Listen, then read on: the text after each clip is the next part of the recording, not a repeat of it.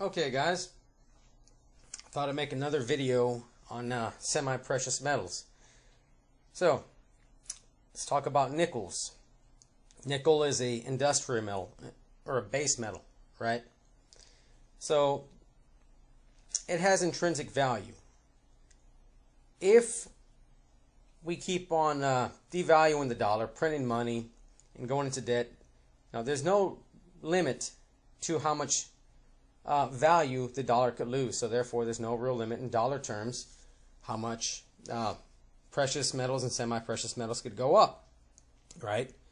In Germany, I mean, look, these people had millions of dollars and they were going hungry. In Zimbabwe, I think a can of Coke was $350 billion. So they were all billionaires, but if you have a weak currency, it doesn't really matter. Right, so that's what we're talking about. This has intrinsic value. It's always going to be worth something. Dollar goes up, dollar goes down, this goes up in value. The same as copper pennies. You could use these for small transactions. Let's say you buy silver or gold, and you're looking to buy something. You can do barter, yeah, but you're looking to buy something. You go to a shop or something, and let's say that theoretically silver goes up very high. It's actually more rare than gold because we've used it so much, right? We use it in every electronic. I mean, medical purposes, rechargeable batteries, nuclear power, solar power. I mean, it's probably one of the most used metal, if not the most used metal out there. Well, there's many uses. Anyway, so we are running out.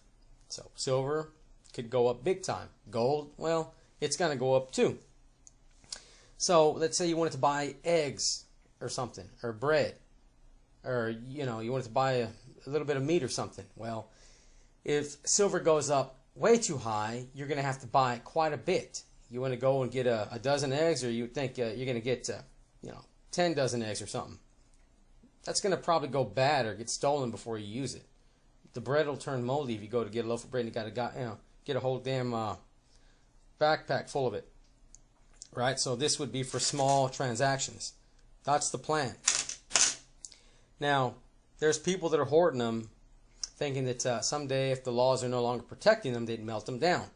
Just like with pennies, I think this is a bad idea. The work is done, right? Everybody knows what this is. They know it's a nickel. They can just tell it's a real nickel. They know the purity, which the purity is 75% copper, 25% nickel. And nickel is more valuable than copper per pound. So it has intrinsic value, and it's got a consistency, consistent purity, consistent weight, and it's familiar. It's everything you want for barter, right? Let's say if you went with a big old lump of melted down nickel. Well, they're going to have to test it, weigh it. It's a real big hassle, right? Same thing with copper. Let's say you have a big old blob of copper, just a big old melted blob. You're going to have to check the purity, weigh it up, or if you go in with copper shot or something, they're going to have to take a whole bunch at random and test the purity out. It's going to be a real pain in the ass, right? The work's done. If you know the value of one nickel, you know the value of a roll of nickels, right? And then you just times it by however many rolls, and you're in and out the door with your transaction completed. Also, like nickel, I recommend copper pennies. Copper pennies, 1982, half of them will be copper, half will be zinc. They change the purity in the middle of that year. So I always put the 82 pennies aside. The coppers, I take them to the bank after a while. The 82s, I run through a sorter so I know which ones are copper, which ones are not. I'll roll them up, put them on eBay, sell them off. Other people that want to melt them down someday when they're no longer protected by law, hey, more power to them. I don't recommend it, but if they like it, I love it. That's fine. But anyway,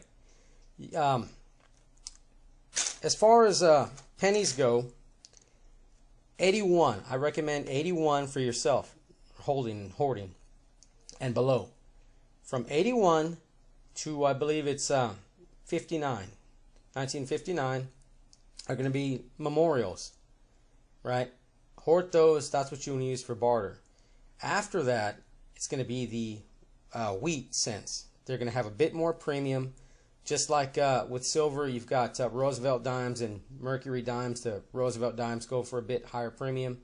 The same thing with the wheat cents. They go for a little bit more than your standard memorial. So put all the wheats aside, and that's the last thing you want to use, right? And there you go. Use the nickels and memorial pennies for transactions. Now, all nickels are going to be 75% copper, 25% nickel. So there's no sorting through dates. Just get your change, take the nickels out, throw them in a big old pickle jar or something, and you're done. You just wait around. If you have a bunch, hey, why not trade them in and buy junk silver? If not, just keep it for small transactions. And there you go. Anyway, that's my take on it, guys. I would not recommend you go out to the bank and buy big old boxes of nickels. If you've got that money to invest in semi-precious metals, invest in silver. There's much more growth potential, in my opinion. But, you know, for free, semi-precious metals already done for you, already in coin form, purity, consistency, you know, everybody's familiar with it, same weight. You can't go wrong. And use it for small transactions so you don't have to, you know, buy a shitload of something, or if the guy didn't have change. That's the plan. All right.